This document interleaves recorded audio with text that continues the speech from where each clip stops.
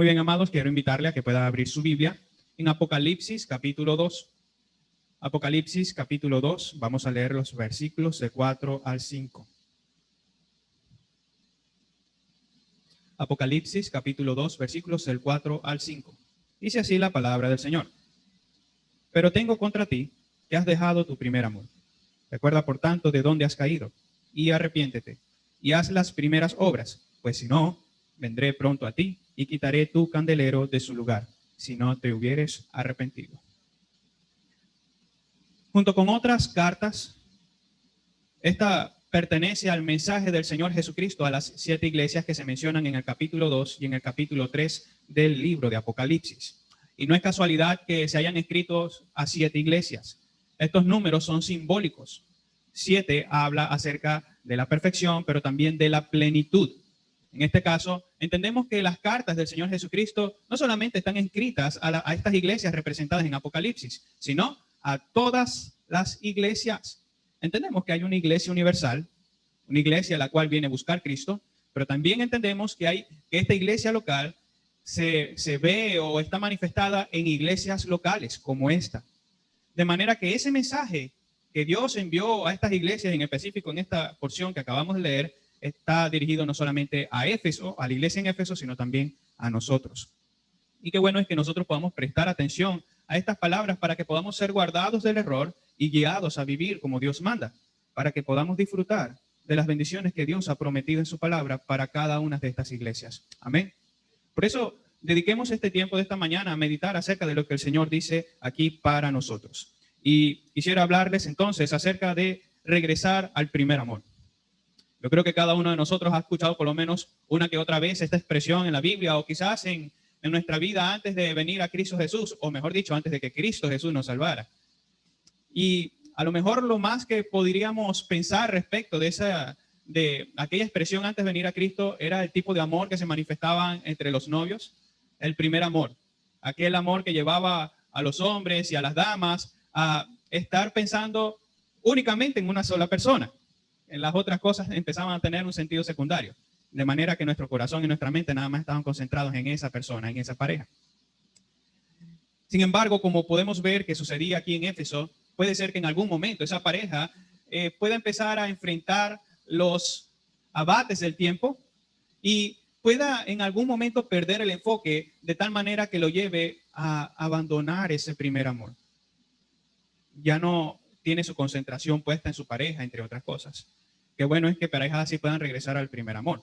Pero mucho mejor es cuando la iglesia de Cristo regresa a su primer amor. A ese amor donde todo lo que hay en nuestra mente y en nuestro corazón es Cristo. Para obedecerlo, para glorificarlo. Y siempre pensando y teniendo esa frase magna en nuestros corazones. Para mí, el vivir es Cristo. Que nuestro amor sea así. El vivir es Cristo. Regresemos, pues, al primer amor. En alguna etapa de nuestra vida cristiana, ya hablando acerca de una vez que hemos sido rescatados por el Señor, hemos llegado a toparnos con versículos o pasajes como este que acabamos de leer, que nos han llevado a cuestionar nuestra forma de obrar, pero también nuestros pensamientos respecto de aquello que hacemos para el Señor, ¿no es así? En alguna oportunidad hemos llegado a ser confrontados por el Señor, por pasajes como este. Puede que los sucesos u ocasiones que vivimos cada uno en el contexto en el que somos confrontados por esta palabra no sean los mismos. Sin embargo, la experiencia de ser confrontados por la actitud que tenemos al momento de hacer algo para el Señor es una realidad que todo creyente ha tenido. ¿O es que acaso el Señor no lo ha llamado al arrepentimiento por su forma de pensar respecto de algo que Dios manda? Yo creo que todos hemos sido llamados cada domingo a eso y hemos sido llamados cada día, cada vez que nos exponemos a la palabra de Dios. Si usted lee la palabra de Dios, debe saber esto. Todos los días Dios lo llama a renovar su forma de pensar y ser transformado. ¿Cómo sucede eso? Por medio de la transformación de nuestro entendimiento. A medida que nos exponemos a la palabra, vemos lo que Dios quiere y somos transformados. Recordará entonces que cuando Pablo trata, por ejemplo, la situación que estaba sucediendo en la iglesia de Corinto, se nos muestra que uno de los temas tiene que ver, o que corrige el apóstol, tiene que ver con la práctica de la cena del Señor. Muy probablemente la iglesia comenzó a practicar la ordenanza de una manera solemne y correcta, como debe ser. Pero con el tiempo, esta haya llegado a descuidarse respecto de la reverencia que se debe tener y la falta de amor para con los hermanos. Y hay un problema de fondo por la cual el apóstol escribe aquí. Algunas personas se adelantaban a comer, para mostrarle un poco del contexto histórico. Algunos historiadores hablan acerca de cómo se realizaban los cultos y se celebraban las ordenanzas en el primer siglo. Por lo general, se reunían los domingos y tenían su servicio, pero al finalizar el servicio, las personas que no eran miembros de la iglesia se retiraban a sus hogares y solamente quedaban los que eran miembros de esas congregaciones. ¿Para qué? Allí celebraban una cena, no como nosotros comúnmente lo hacemos, sino más bien como realmente trata de expresar la palabra. Era una cena y allí todos tenían comunión. El problema en Corinto era que algunos se adelantaban a esta cena y llegaban al punto de embriagarse. Llegaban al punto de despreciar a sus hermanos, porque de hecho son las palabras que se utilizan allí por parte del apóstol. Despreciaban a sus hermanos porque dejaban sin su porción a otros hermanos miembros. De manera que obviamente estaban faltando contra el principio, la comunión que Dios había establecido por medio de esta cena, o lo que simboliza. Por ello el apóstol Pablo exhorta a que se esperasen unos a otros para participar. De ahí que usted ve que cada vez que nosotros celebramos la cena, le pedimos a las personas que estén afuera, los miembros de la iglesia, que puedan pasar. Que si hay alguno que falta, por alguno de los elementos, pueda tener entonces el suyo. Eso es lo que debemos hacer. Y es también lo que el apóstol enseñó a la iglesia. Se les mostraba cómo regresar a su primer amor. Así, cada cosa que hagamos para el Señor debe hacerse siempre tomando en cuenta que Dios demanda una actitud correcta. Cuando utilizo la palabra actitud, yo espero que usted entienda que me refiero a la forma de pensar respecto de algo, o a la disposición del corazón hacia algo. En este caso, hacia lo que hacemos para el Señor. ¿Cuál es la disposición que hay en nuestros corazones hacia aquello que hacemos para obedecer al Señor?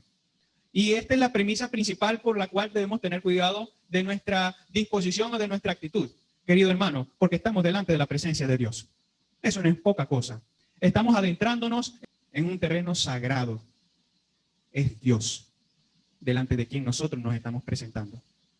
No es casualidad que para heredar lo inmortal, nuestros cuerpos tengan que ser transformados, como lo dice Pablo allá en el capítulo 15 de 1 Corintios. Porque para acercarnos delante de Dios debemos ser preparados para ello. Nuestra forma de pensar, nuestro ser entero debe estar alineado a lo que el Señor quiere. Y si no, hay consecuencias. Hermanos, Dios no es un Dios creado o de invención humana. Dios no es como el Dios que los hombres se inventan. Dios no es un Dios caprichoso. Dios es santo. Dios es celoso. Dios es fuego consumidor. Así que considerando en eso, creo que nosotros debemos tener cuidado de lo que hacemos para el Señor, nuestra forma de pensar acerca de aquello que Dios manda. Así que cuidado, hermanos. Preparémonos siempre para presentarnos delante de la presencia de Dios. ¿O es que acaso no recuerda que cuando un sumo sacerdote entraba en el lugar santísimo, si no estaba preparado para eso, moría? Quienes han leído la ley o el Antiguo Testamento, los primeros 5 libros de la ley, se habrá dado cuenta que cuando el sumo sacerdote no se preparaba para entrar en el lugar santísimo, moría. Léalo, eso lo puede confirmar. ¿Qué nos hace pensar que Dios ha cambiado eso? ¿Acaso Dios no es el mismo ayer, hoy y por los siglos? No confundamos la gracia del Señor con permisividad en el sentido de que, bueno, entonces Dios nos permite o Dios está aceptando que nosotros nos acerquemos en pecado delante del cuidado, hermanos. Dios nos guarde una forma de pensar como esa. Eso es parte entonces de lo que Cristo trata de comunicar y señalar en su carta a la iglesia de Éfeso. Como podrá ver, respecto de la iglesia de Éfeso, ella estaba entregada, como lo vemos en los versículos 4. Vamos, por favor. Apocalipsis, capítulo 2.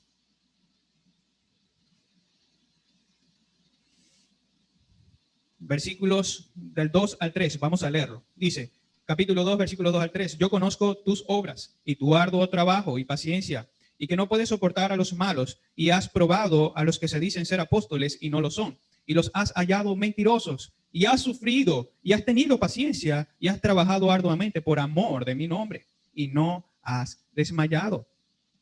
La iglesia de Éfeso estaba entregada a la obediencia de la palabra del Señor para toda buena obra. Cuando leamos la palabra obra, por lo general hace referencia a todas estas cosas que el Señor requiere de su pueblo en obediencia. Pero también estaba entregada a dar todo su esfuerzo por honrar al Señor, que es a lo que se refiere el arduo trabajo. Y seguramente sufría la oposición de las personas, con paciencia. Pero la característica más resaltante acerca de la iglesia de Éfeso en estos dos pasajes que acabamos de leer es lo que sigue, que Cristo los elogia por no poder soportar a los malos y por haber probado a los que se dicen ser apóstoles y no lo son. Recordará que ya desde el primer siglo se había profetizado que vendrían falsos maestros, lobos vestidos de oveja, que se introducirán dentro de la iglesia para llevar herejías destructoras. El Señor lo había profetizado. ¿Y qué debía hacer la iglesia con ello? Pendiente. Debía estar evaluando a aquellos líderes que pretendían guiar a la iglesia, pero tenían que evaluar si verdaderamente eran siervos del Señor o no. Entonces, esto último nos habla mucho acerca del fundamento doctrinal que tenía la iglesia. Para poder reconocer a los falsos, ¿cómo debe estar la iglesia de preparada? Amados hermanos, para poder reconocer un falso, usted tiene que conocer la Biblia. Usted tiene que ver qué es lo que Dios dice, para que cuando vengan esas sutilezas o esos mensajes descarados de las personas para afirmar algo respecto de Dios que no es, usted sencillamente puede decir, esa persona no es de Dios. Amados, debemos estar preparados para ello. Y la iglesia en Éfeso estaba preparada. Descubría a los falsos. Y gloria a Dios que lo hacía. Por esa misericordia de Dios, alabado sea el Señor. Entonces, es probable que el tema del cuerpo doctrinal de la iglesia en Éfeso, ellos hayan sido impecables y hayan estado tan preparados que era para ellos sencillo descubrir a quienes no eran del Señor. Y aunque estas cosas son buenas, Cristo Jesús elogia a la iglesia en Éfeso por ello, aunque estas cosas son buenas, aún así Cristo dice de ella algo que no es muy placentero a nuestro oído. Cristo les dice que han dejado su primer amor. Pero Señor, mira lo que hacemos para ti. Pero Cristo, cuyos ojos son como fuego, eso es una simbología para demostrar que Cristo lo prueba todo. Así como el oro es probado para ver si es verdadero o falso, así los ojos de Cristo conocen lo más profundo de nuestro corazón. Y no hay nada que se pueda ocultar de él. Así que si la iglesia en algún momento, si esta iglesia en Éfeso llegara a decir, pero Señor, mira lo que hacemos por ti, Cristo tiene todo el derecho de decir, cuidado, yo conozco sus corazones, veo sus obras externas, pero también veo lo que hay en sus corazones. Y les dice, han dejado su primer amor. El trasfondo de esta afirmación nos permite ver que aunque la iglesia era muy activa en cuanto a obras y estaba entregada a todas estas cosas, aún así no estaba bien. Estaba mal esta iglesia. Comenta el pastor MacArthur acerca de esta expresión que usa el Señor Jesucristo, que ser cristiano consiste en amar al Señor Jesucristo. Estamos de acuerdo con eso, ¿verdad? Ser cristiano significa amar al Señor. Pero la pasión y el fervor de los efesios, de la iglesia o los creyentes en Éfeso, hacia Cristo habían sido reemplazados por una ortodoxia fría y mecánica. Su pureza doctrinal y moral, su celo inquebrantable por la verdad y su servicio disciplinado no eran sustitutos para el amor a Cristo que habían descuidado. Para que usted pueda entenderme, cuando utilizo la palabra ortodoxia, se refiere a una práctica correcta de todo lo que el Señor dice en su palabra, guiada por la sana doctrina. Ellos podían tener una muy buena ortodoxia, o sinónimo, una muy buena doctrina, pero habían abandonado su primer amor. Este problema es fácilmente comparable con lo que una iglesia puede realizar domingo tras domingo tras domingo. Y es lo que vamos a ver en el siguiente ejemplo. Es probable que las oraciones que se eleven los domingos sean muy sanas y piadosas. ¿Verdad que sí, verdad? Es probable que algo así pueda ser.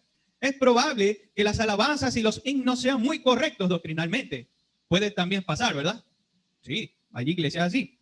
Aún más, es probable que la predicación de la Escritura sea muy correcta. También puede ser así. Y aún así, llegar a ser vacía por dentro. Esto nos habla del cuidado que debemos tener, hermanos. Podemos ser muy correctos en todo y al mismo tiempo tener nuestros corazones vacíos. En un sentido, esto nos habla del peligro de llegar a ser fríos espiritualmente o sin pasión por Cristo. Y se puede decir correctamente que es un peligro caer en esta situación. Pues Cristo mismo advierte a la iglesia de Éfeso que si no se arrepentía de esa actitud, ¿qué iba a hacer el Señor? Para que no creamos que, bueno, esto es pasable. Hacen todas estas cosas y el Señor les dice, hey, han olvidado su primer amor. Es pasable, siguen haciendo lo que Dios manda al fin y al cabo. No, cuidado con esa forma de pensar. Es verdad que nosotros como iglesia nunca vamos a ser perfectos de este lado de la gloria hasta que venga Cristo. Pero eso no significa que nosotros no debamos mejorar cada vez más. Eso no significa que nosotros no crezcamos en nuestra santificación. Todo lo contrario, significa que debemos crecer, que debemos abandonar nuestro pecado hasta que todos lleguemos a la unidad de la fe, al conocimiento del Hijo de Dios, a un varón perfecto, a la medida de la estatura de la plenitud de Cristo. Esa es la meta. ¿Ya llegó allá? Si no es así, quiere decir que debemos ser transformados todavía. Ay, hermano, y cuidado con ese orgullo. Bueno, ya yo estoy bien como estoy. No tenga un concepto de sí más alto que el que debe tener. Así que cuidemos nuestras vidas.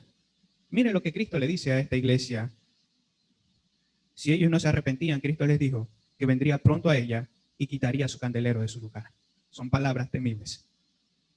Muchas personas han comentado acerca de esta expresión y creo que la más acertada respecto de lo que esto significa es que Cristo sacaría su iglesia de esa localidad. ¿Quiénes son iglesia? ¿El edificio? El cuerpo de Cristo, los creyentes. Puede ser que esa congregación haya podido existir, pero si ellos no se arrepentían de esa actitud equivocada, el Señor podía sacar a los que dentro de esa congregación son su verdadera iglesia y los quita de allí y los coloca en otra parte. Así que no creamos que porque tenemos una infraestructura, que porque tenemos templos, luces, todo esto va a seguir siendo iglesia. No, cuidado. La iglesia es el cuerpo de Cristo. Si la iglesia se va de aquí, esto va a dejar de ser lo que normalmente nosotros creemos que es. Así que tengamos cuidado con esa percepción. Cristo está advirtiendo a su iglesia, le está diciendo a esa congregación, arrepiéntanse de esa forma de pensar o de esa forma de actuar. Este es el mismo problema por el que Dios reprochó al pueblo israelita por medio del profeta Isaías. Isaías 29:13. Vamos a leerlo, por favor. Isaías 29:13.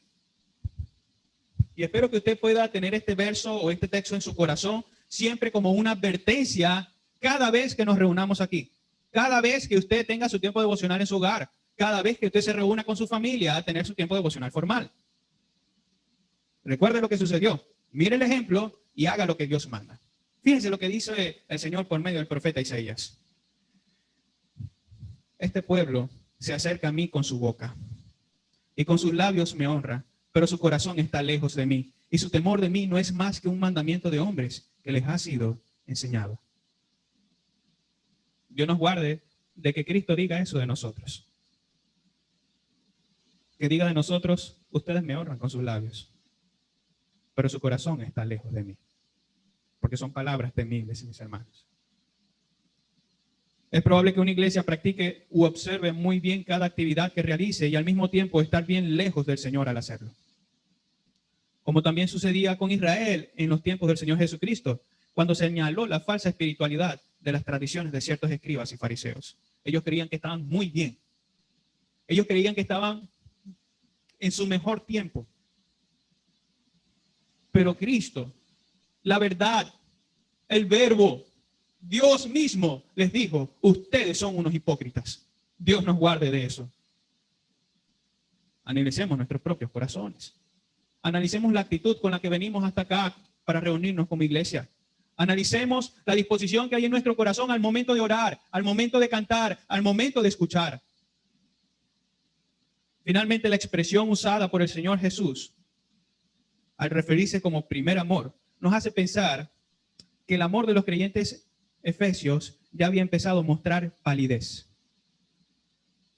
Es como una hoja tierna y verde en tiempos de primavera, pero que cuando llega otoño empieza a perder su color. Eso es básicamente lo que Cristo está tratando de decir. Nuestro amor empieza a perder su vigor. Y es lo que Dios quiere que nos suceda.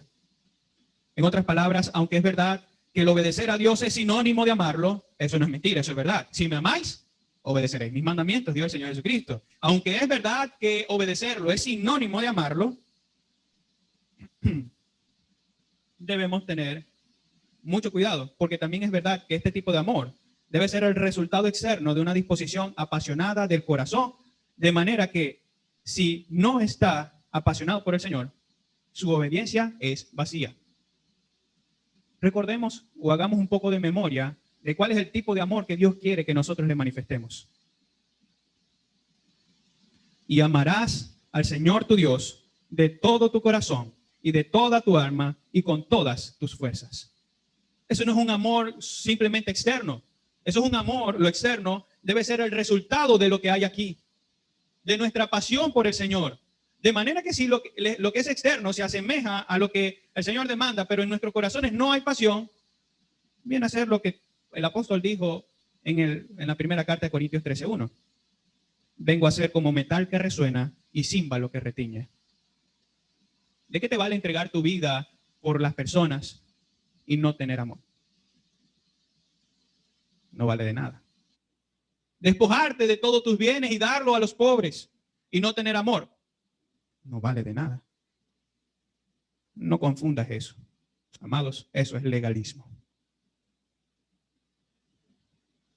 Es en este momento cuando empezamos a preguntarnos, al venir acá al servicio,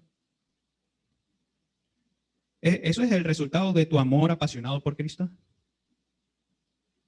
Tu cántico, tu oración y tu oído atento a la predicación es el resultado de un amor apasionado por Cristo. Si la respuesta es no, la admonición o la advertencia dirigida a la iglesia en Éfeso está también dirigida a ti y a mí, a todos nosotros. Si nuestra respuesta como iglesia, como grupo colectivo es no, es decir, que el venir acá no es el resultado de nuestra pasión, entonces Dios nos está hablando aquí. Dios nos está diciendo, vuelvan al primer amor.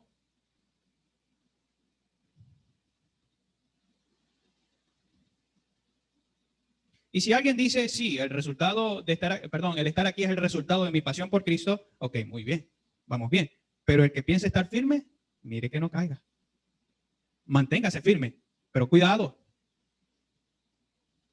La demanda de Jesús frente a esta problemática es volver a las primeras obras. Y es lo que dice aquí en el versículo 4 y 5. Pero tengo contra ti que has dejado tu primer amor. Recuerda, por tanto, de dónde has caído y arrepiéntete y haz las primeras obras. Pues si no, vendré pronto a ti y quitaré tu candelero de su lugar. Y si no te hubieres, de su lugar, si no te hubieres arrepentido. Creo que prestar atención al juego de palabras usados aquí nos permite entender a qué se refiere Cristo con la expresión primeras obras. Déjeme mostrarle un ejemplo. ¿Acaso no ve usted una similitud entre las expresiones primer amor y primeras obras? Véalo, ahí está en el texto.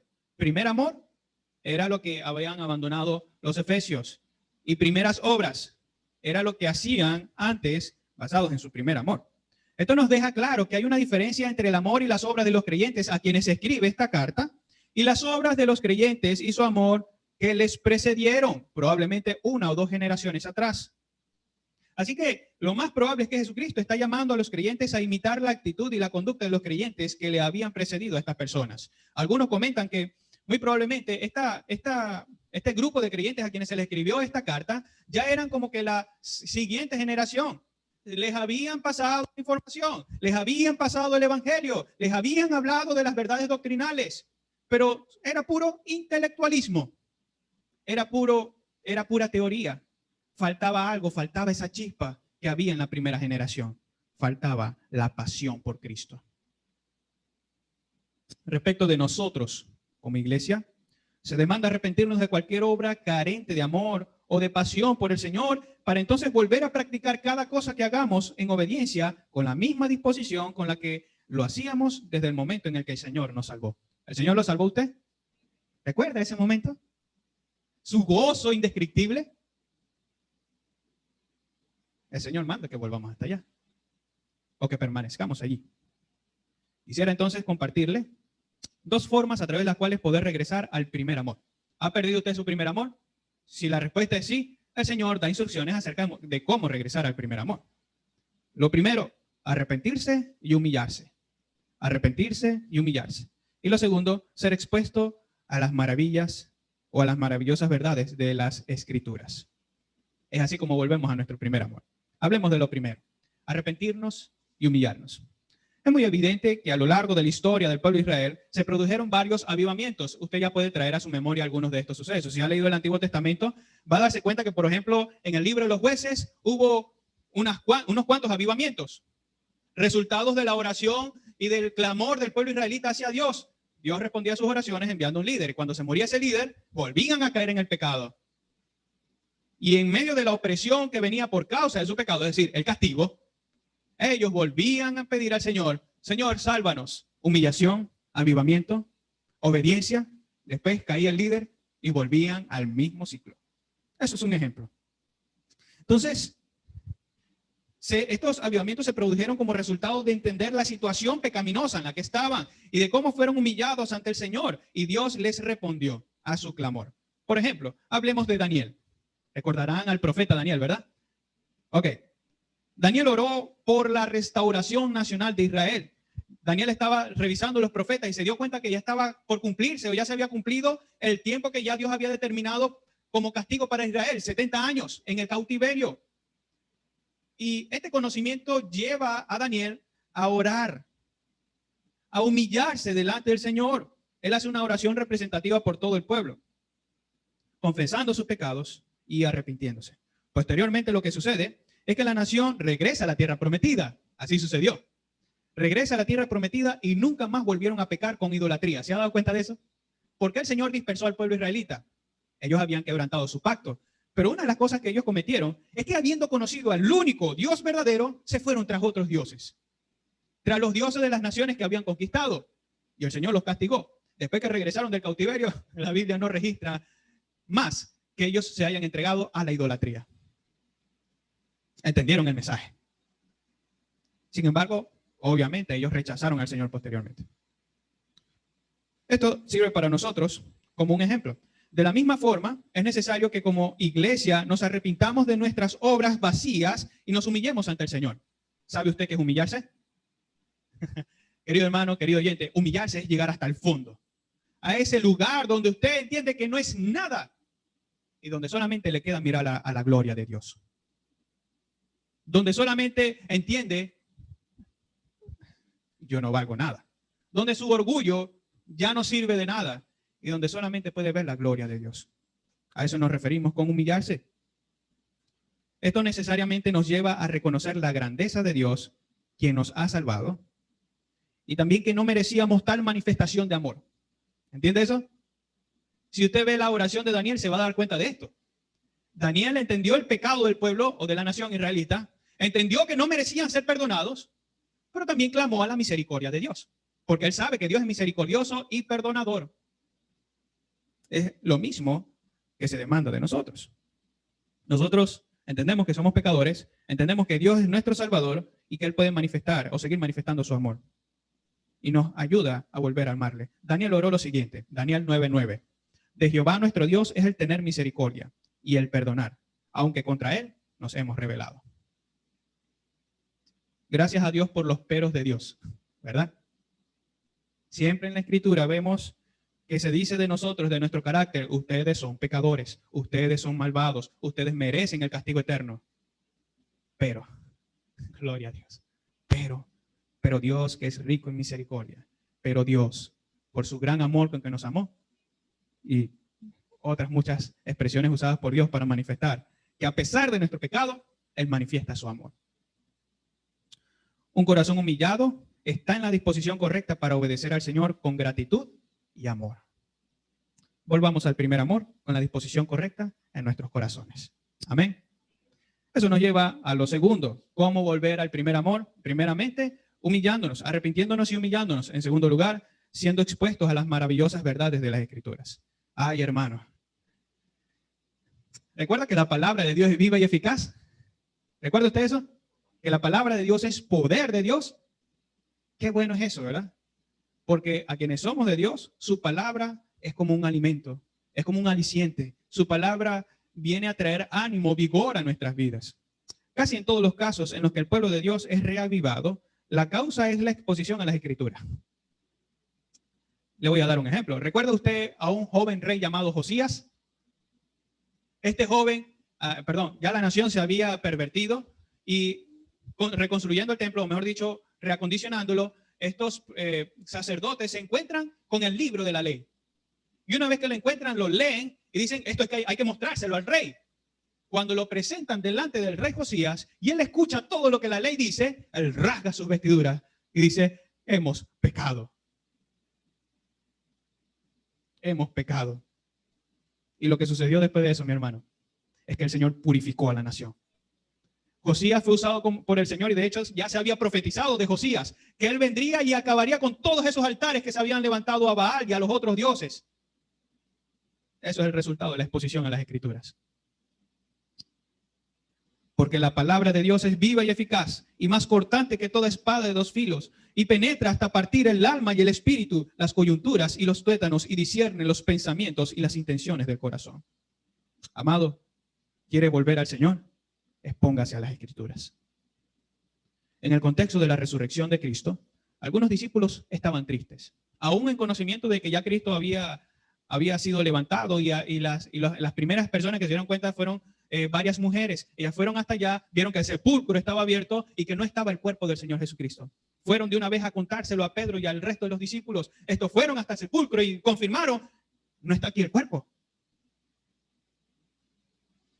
Y algunos discípulos sabían eso ya, pero todavía estaban tristes. Todavía estaban acongojados. No recordaban lo que Cristo había dicho que sucedería después de su muerte. Esto es, que Él resucitaría con poder. Él iba a ser humillado, torturado. Él iba a padecer la ira de Dios en la cruz del Calvario. Pero al tercer día, Dios mismo lo levantaría de entre los muertos con gloria. Pero los discípulos todavía no habían entendido eso. Ellos recordaban que pensaban que su héroe nacional había muerto. Pero Cristo es mucho más que un héroe nacional. Cristo es el Salvador del mundo. No recordaban que Cristo había dicho que eso sucedería.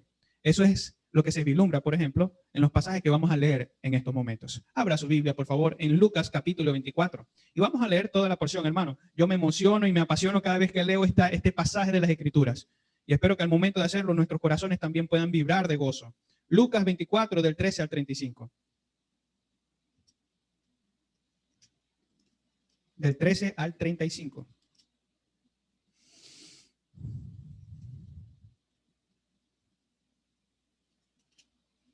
Muy bien, dice así. Y aquí dos de ellos, es decir, de los discípulos del Señor, iban el mismo día, es decir, el domingo, a una aldea llamada Emaús, que estaba a 60 estadios de Jerusalén. E iban hablando entre sí de todas aquellas cosas que habían acontecido. Sucedió que mientras hablaban y discutían entre sí, Jesús mismo se acercó y caminaba con ellos. Mas los ojos de ellos estaban velados para que no le conociesen. Y les dijo, ¿qué pláticas son estas que tenéis entre vosotros mientras camináis? ¿Y por qué estáis tristes? Respondiendo uno de ellos, que se llamaba Cleofas, le dijo, ¿eres tú el único forastero en Jerusalén que no has sabido las cosas que en ella han acontecido en estos días? Entonces él les dijo, ¿qué cosas? Y ellos dijeron, de Jesús Nazareno, que fue varón profeta, poderoso en obra y en palabra delante de Dios y de todo el pueblo. Y como le entregaron los principales sacerdotes y nuestros gobernantes a sentencia de muerte y le crucificaron. Pero nosotros esperábamos que él era el que había de redimir a Israel. Y ahora, además de todo esto, hoy es el tercer día que esto ha acontecido. Aunque también nos ha asombrado unas mujeres de entre nosotros, las que antes del día fueron al sepulcro, y como no hallaron su cuerpo, vinieron diciendo que también habían visto visión de ángeles, quienes dijeron que él vive. ¿Se dan cuenta que todavía permanecían tristes? Ok, continúen. Versículo 24. Y fueron algunos de los nuestros al sepulcro y hallaron así como las mujeres habían dicho, pero a él no le vieron. Entonces les dijo, oh insensatos y tardos de corazón para creer todo lo que los profetas han dicho. ¿No era necesario que el Cristo padeciera en estas cosas y que entrara en su gloria?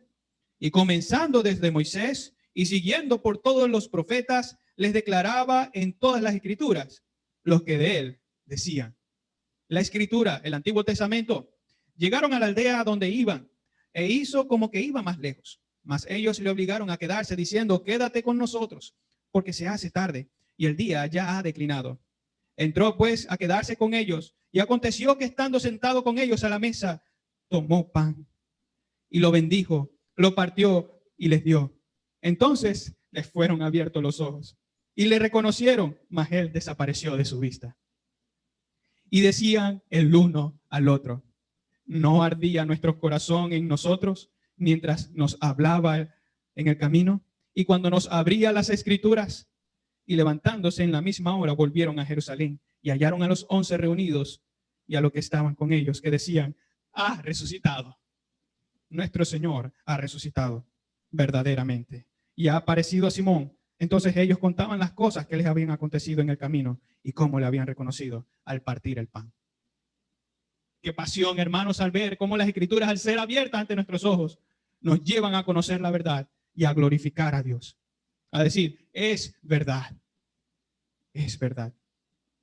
Para que podamos volver al primer amor, es necesario que seamos expuestos a las Escrituras, a las palabras de Cristo. Fue por su palabra que nosotros fuimos llamados de entre los muertos y es por su palabra que nosotros somos avivados. La palabra de Dios tiene el poder suficiente para llenar de amor y pasión nuestras vidas. Las grandes verdades que en su palabra se encuentran aportan gozo y esperanza a nuestro ser, a nuestro corazón. Ellas nos recuerdan lo que Cristo ha hecho por nosotros y lo que nosotros debemos hacer en gratitud a Él. ¿Se da cuenta, hermanos? ¿Hay razón para volver al primer amor? Por supuesto que sí. Y Dios provee los medios para ello. ¿Ha abandonado usted su primer amor? Cuando viene para acá, viene apasionado por el Señor. Si no, hoy es el día para que eso cambie. Al ver la vida del apóstol Pablo, ya para concluir, vemos un referente acerca de la pasión de este hombre, de este varón por su Señor. Desde que fue salvado en el camino a Damasco por nuestro Señor Jesucristo, en ese gran encuentro hasta que murió, refiriéndome al apóstol Pablo, puede escucharse el eco de esa frase magna. Desde el comienzo de su vida cristiana hasta el final, se ve claramente esa expresión. Para mí, el vivir es Cristo. Su vida era el Señor. Para mí, el vivir es Cristo. Aún las prisiones no le quitaban el adorar a Dios con el primer amor. Alguien podría decir, bueno, estoy en la prisión, ¿qué voy a hacer aquí? Ay, hermano, si lo llegan a colocar preso por causa de Cristo, gócese en el Señor y cante de alabanza. Recuerde el gran amor de Cristo por usted y cante, gracias Cristo. Gracias Cristo. Ese es ciertamente un ejemplo digno de imitar.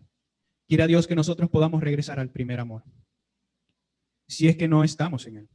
Asimismo, que podamos ser avivados para que nuestra adoración y el servicio al Señor pueda verse reflejado la pasión del primer amor.